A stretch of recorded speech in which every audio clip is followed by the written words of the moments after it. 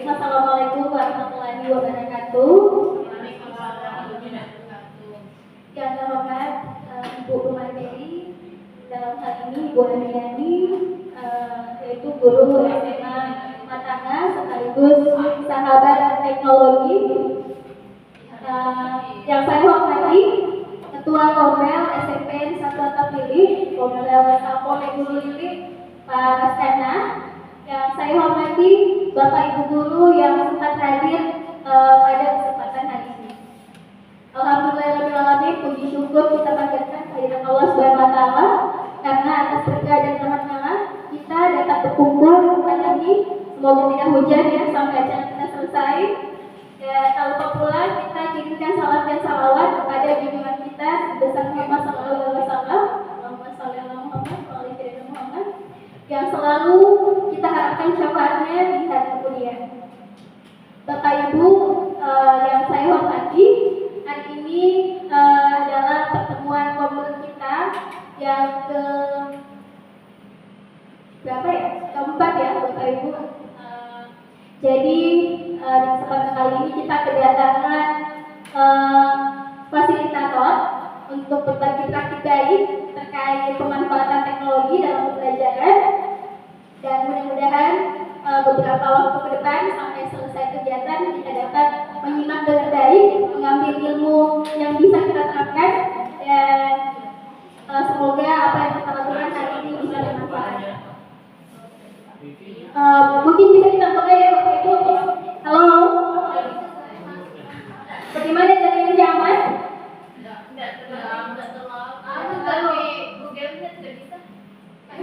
Mungkin tidak akan langsung praktik ya.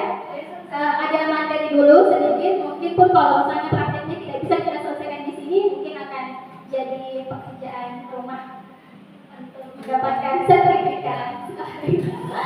Oleh itu, waktu dan tempat saya persilakan kepada Ibu Fasilitator. Assalamualaikum warahmatullahi wabarakatuh. Ya, pertama saya ingin mengucapkan terima kasih kepada Kepala Sekolah SMP Negeri Satapilih yang memberikan saya kesempatan untuk pengimbasan pada hari ini terkait pelaksanaan berbatik pada tahun 2024. Dan kegiatan kita hari ini adalah sebenarnya lebih berfokus kepada berbagi praktik baik yang saya telah lakukan, khususnya pada inovasi pembelajaran digital melalui media pembelajaran interaktif atau disingkat dengan MPI. Katanya tidak benar kita tidak bisa berinteraksi dengan lebih baik. Jadi kita kenalan dulu ya. Nama saya Triani. Untuk profil diri saya di sini, saya adalah guru bahasa Indonesia di UPTD SMA Negeri 1 Matanga. Kemudian saya guru penggerak angkatan 7 Kabupaten Pulau Mandar. Kemudian alhamdulillah kemarin juga lulus sebagai pengajar praktik Kabupaten Pulau Mandar. Dan pada tahun 2021 menjadi fasilitator aksi perhubungan dari Puspeka. Bapak Ibu mungkin juga bisa melihat aktivitas saya di channel YouTube yang saya miliki, Instagram dan Facebook yang ada, tertera di sini. Baik, itu sedikit perkenalan singkat dari saya. Selanjutnya kegiatan praktik baik yang saya lakukan untuk siswa khususnya di sekolah saya terkait pemanfaatan MPI dalam proses pembelajaran. Jadi situasinya saya gambarkan dulu sedikit. Peserta didik kita ini memiliki keragaman gaya belajar. Seperti ada yang lebih senang dengan audio, ada yang lebih senang dengan visual, kemudian ada yang anak dengan yang kinestetik karakteristiknya. Jadi saya rasa di beberapa sekolah-sekolah pun demikian. Nanti peserta didik kita tidak bisa dihomogenkan karena pada dasarnya mereka memang adalah makhluk yang heterogen. Kemudian minat belajar peserta didik masih sangat rendah. Jadi dari apa yang saya amati di sekolah saya ya khususnya, minat belajar anak-anak itu sangat rendah. Khususnya mungkin bahkan mereka sebenarnya tidak tahu cara belajar. Itu yang saya dapatkan di sekolah yang saya tempati. Kemudian karena kondisi kita akses materi pembelajaran itu sangat kurang. Misalnya di sekolah saya itu di perpustakaan kita hanya mungkin punya 10 buku untuk satu mata pelajaran. Dan jumlah siswa sampai 20 atau 30 orang itu sangat tidak memadai. Kemudian nanti di rumah mereka tidak punya lagi akses untuk materi pembelajaran. Jadi berdasarkan situasi itu saya membuat MPI ini. Kemudian pemanfaatan gawai hanya untuk sosial media. Jadi anak-anak kita itu seringnya di TikTok, Instagramnya, Facebooknya hanya dipakai untuk sosial media, bahkan di jam-jam pelajaran kalau tidak diperhatikan mereka masih menggunakan sosial medianya. Kemudian akses jaringan internet cukup memadai. Di sini saya menyatakan cukup memadai karena di sekolah-sekolah sudah rata-rata ada bakti asing meskipun kalau digunakan banyak orang belum terlalu lancar. Kemudian di sekolah kami juga sudah ada jaringan TESOL, jadi cukup untuk mengakses jaringan internet. Nah, khusus di pembelajaran bahasa Indonesia atau pembelajaran sejarah atau pembelajaran bahasa Inggris, kita kan berbasis teks ya, banyak cerita-cerita tentang teks. Jadi sangat sulit kalau hanya kita memanfaatkan buku pelajaran. Makanya itulah situasi gambaran dari tempat saya mengajar. Nah, tantangannya adalah bagaimana mewadahi keberagaman gaya belajar peserta didik dalam proses pembelajaran. Kemudian bagaimana kita bisa meningkatkan minat belajar peserta didik.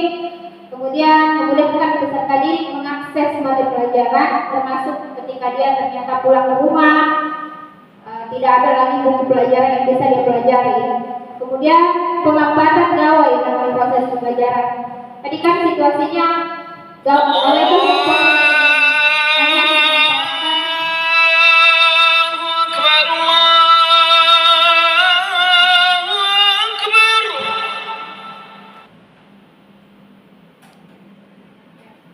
ya, jadi karena gawainya tadi hanya dimanfaatkan untuk mengakses sosial media, mungkin tantangan kita sebagai pendidik di sini adalah memanfaatkan gawai itu dalam proses pembelajaran anak-anak.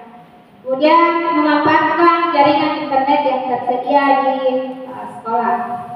Nah, aksi yang saya lakukan salah satunya yakni menggunakan model pembelajaran yang sesuai. Contohnya saya menggunakan problem based learning. Nah, kemudian saya memanfaatkan media pembelajaran interaktif dan menggunakan asesmen yang tepat. Nah, pembuatan MPI ini ada 3 tahap: tahap produksi, dan pasca produksi. Kemudian ada penerapan MPI dalam proses pembelajaran. Nah, yang tahap terakhir adalah melakukan refleksi dari pemanfaatan media tersebut, baik itu refleksi dari peserta didik, refleksi dari guru secara pribadi, kemudian diskusi dengan rekan-rekan guru terkait pemanfaatan MPI dalam pembelajaran. Jadi refleksi di sini gunanya untuk mengetahui kebermanfaatan media pembelajaran yang kita laksanakan. Nah, berikut saya akan menjelaskan terkait media pembelajaran interaktif. Multimedia pembelajaran interaktif atau MPI merupakan media yang menggabungkan banyak unsur. Jadi di dalamnya bisa ada teks, ada grafik, ada animasi, ada audio, ada gambar, ada video yang bisa dilengkapi dengan alat pengontrol. Jadi alat pengontrolnya kayak navigasi yang digunakan, sehingga murid atau pengguna dapat memilih proses selanjutnya secara aktif dan mandiri untuk dimanfaatkan dalam pembelajaran.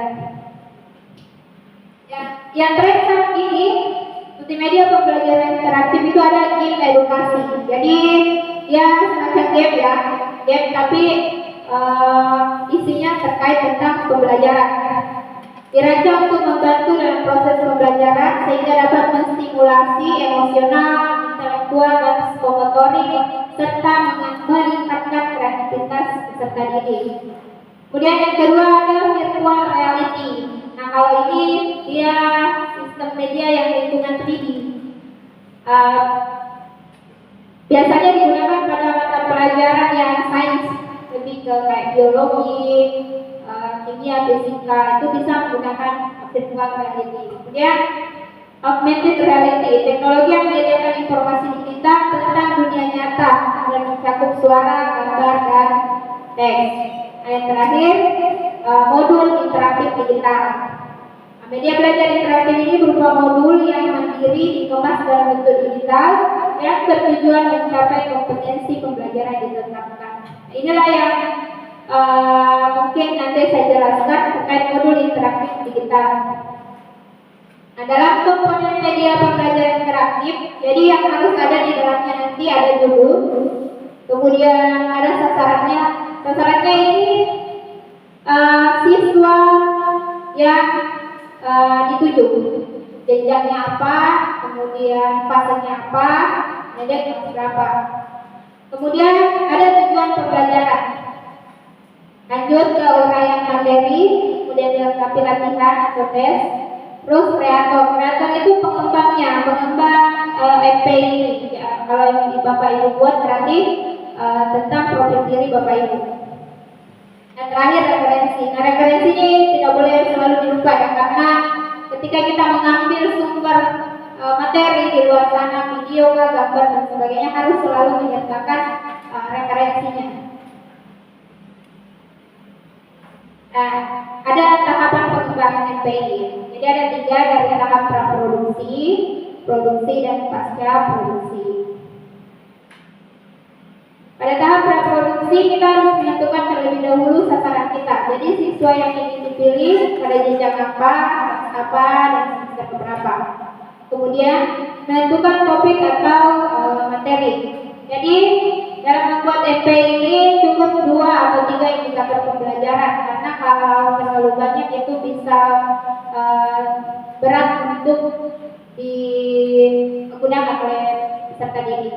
Kemudian menyusun peta materi berdasarkan silabus. Kemudian yang terakhir mencari sumber-sumber materi. Nah, menentukan media MPI yang digunakan. Jadi sebenarnya banyak sekali media yang bisa digunakan. Ada Canva, ada Google Site, ada Word, dan berbagai media lainnya. Cuma pada tahap ini saya mungkin berikan contoh yang menggunakan Canva. Pada tahap produksi membuat MPI di Canva, kita ini nanti yang praktiknya. Siapkan desain baru di Canva, tentukan elemen-elemen yang digunakan, kemudian tetapkan media pendukung, foto, diagram, video, simulasi, ilustrasi, dan animasi yang mau digunakan. Kemudian susunlah MPI sesuai dengan komponen MPI yang tadi ada 7 poin itu. Pasca produksi, pertama lakukan uji coba pemanfaatan oleh MPI, baru periksa kelengkapan komponen MPI. Setelah itu baru kita bisa menggunakan langsung ke peserta didik. Hal-hal yang perlu diperhatikan dalam MPI, tata letak elemen-elemen yang kita gunakan dalam pembuatan MPI, kemudian tipografinya, kemudian navigasinya, tombol-tombol yang akan kita gunakan, dan pemilihan warna. Ini ada beberapa tips dalam pembuatan MPI. Pilih judul yang menarik, kreatif, dan mudah diingat. Judul disesuaikan dengan materi MPI. Singkat, jelas, dan lengkap. Gunakan bahasa yang komunikatif dan interaktif. Menggunakan bahasa komunikatif karena jangan sampai bahasa kita terlalu tinggi dan peserta didik kita tidak tahu. Jadi mau bertanya juga masih bingung. Kemudian yang ketiga, utamakan bahasa visual, ilustrasi, menggunakan foto, video, dan animasi. Yang terakhir, berikan contoh. Jadi dalam MPI-nya selalu kita memberikan contoh. Kemudian tips lainnya, gunakan media pendukung yang sesuai kebutuhan materi. Jadi usahakan media pendukung yang digunakan ini sesuai dengan kebutuhan materi. Kemudian tepat sasaran pengguna, tidak melanggar kaki, sertakan referensi dalam setiap penggunaan media yang digunakan. Itu tadi pemaparan saya untuk materinya. Ya, jadi Bapak Ibu nanti bisa membuat MP-nya di presentasi terlebih dahulu. Silakan memilih slide-slide, kemudian nanti digabungkan. Nah, tadi ini komponen dalam MPI.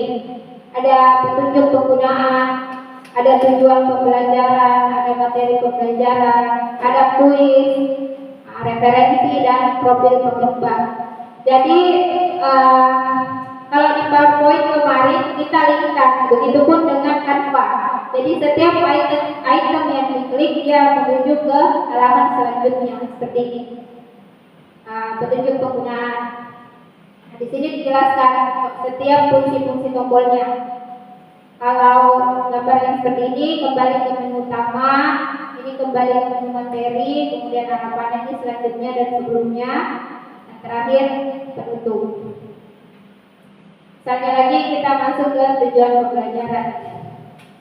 Tujuan pembelajarannya seperti ini. Peserta didik mampu menyampaikan kritik terhadap fenomena sosial secara logis dan seterusnya. Nah, kalau kita kembali lagi untuk ke menu utama, kembali lagi ke tombol yang kemudian misalnya materi pelajaran. Materi pelajaran di sini ada bagian pendahuluan, tes eksposisi, anekdot, konstruksi, latihan. Jadi misalnya kita klik pendahuluan. Nah, ini muncul. Jadi kita bisa menjadikan video di dalamnya. Jadi ada banyak teks ya. Jadi dia multimedia yang interaktif karena ada teks, ada video, ada animasi bisa dimasukkan juga. Jaringan juga. Nah, seperti itu ya. Kemudian kalau videonya ini saya buat di CapCut. Nanti di sini dimasukkan karena di Canva sudah bisa mengakses hapus latar belakang. Jadi sebenarnya ini tidak perlu pakai latar hijau begitu, tidak perlu pakai green screen. Biar latar polos saja bisa dihapus. Ini tombol kembali lagi ke materi. Begitu seterusnya. Jadi di hyperlink, nah kalau di PowerPoint kemarin namanya hyperlink. Begitupun di sini. Jadi kita tahu kan kayak seperti ini. Saya menautkan Google Form. Dikumpulkan tugas. Saya menautkan Google Form di dalamnya untuk siswa mengumpulkan tugasnya. Bisa seperti itu.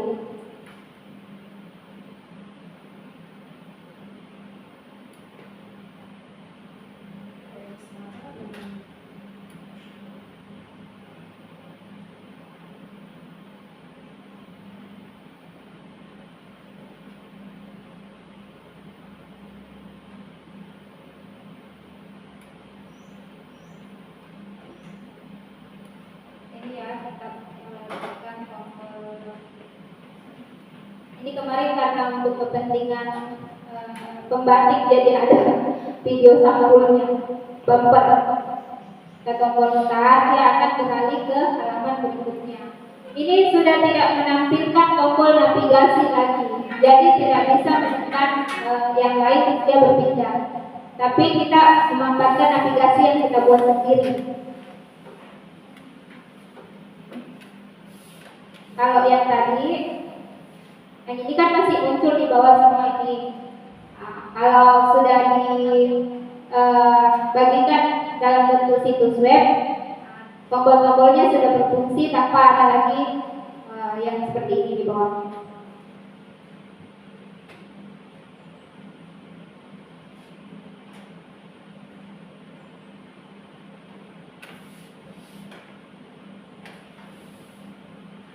Kalau di sini di kuis saya memasukkan kuisis, jadi anak-anak bisa langsung mengakses kuisisnya, bisa langsung tes dan ada hasil dari situ.